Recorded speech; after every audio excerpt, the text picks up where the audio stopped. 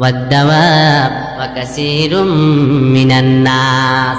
আল্লাহ বলেন, ও নবী আলাম তারা আন্নাল্লাহা ইয়াসজুদু, আপনি কি দেখেন না আমাকে সিজদা করে?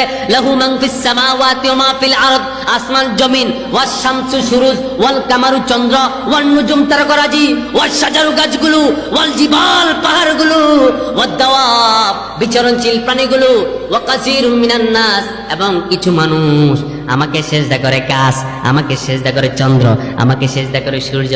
ও সুদখোর, তোর মতো একজন সুদখোর যদি আল্লাহকে সিজদা না করে, আমার আল্লাহর কিছু যায় আসে না, ঠিক না? একজন সুদখোর, ঘুষখোর, বেনামাজি, বদমাশ, লম্পট, তুই আল্লাহকে সিজদা না করলে আল্লাহর কিচ্ছু যায় আসে না। কে বলেছেন? কে বলেছেন? আল্লাহ বলেন, তুই আমার জমিনে থাকবি, আমার ইবাদত করতে হবে। ইয়া মা'আশারাল জিন্নি ওয়াল ইনসি ইন ইসতাতাতুম আন তানফুযু মিন আকতারিস সামাওয়াতি ওয়াল আরদ ফানফুযু লা তানফুযুনা ইল্লা বিল সুলতান। আল্লাহ বলেন ইল্লা বিল সুলতান। ইয়া মা'আশারাল জিন্নি ওয়াল ইনস, কথা লক্ষ্য করেন, হে মানুষ, হে জিন, তোমরা যদি আমার ইবাদত করতে পছন্দ করো না, আমার আইন মানতে তুমি রাজি না হও, আমার আইন তোমার পছন্দ হয় না, তাহলে আমার জমিন থেকে বেরিয়ে যাও। ইয়া মা'শারাল জিন্নি ওয়াল ইনস ইন ইসতাতাতুম আন তানফুযু মিন আকতারিস সামাওয়াতি ওয়াল আরদ ফানফুযু লা তানফুযুনা ইল্লা বি সুলতান। আল্লাহ বলে আমার জমিন থেকে বেরিয়ে যা। কই যাবি? মঙ্গল গ্রহে, বুধ গ্রহে, বৃহস্পতি গ্রহে। কই যাবি? চাঁদের রাষ্ট্রে, সূর্যে।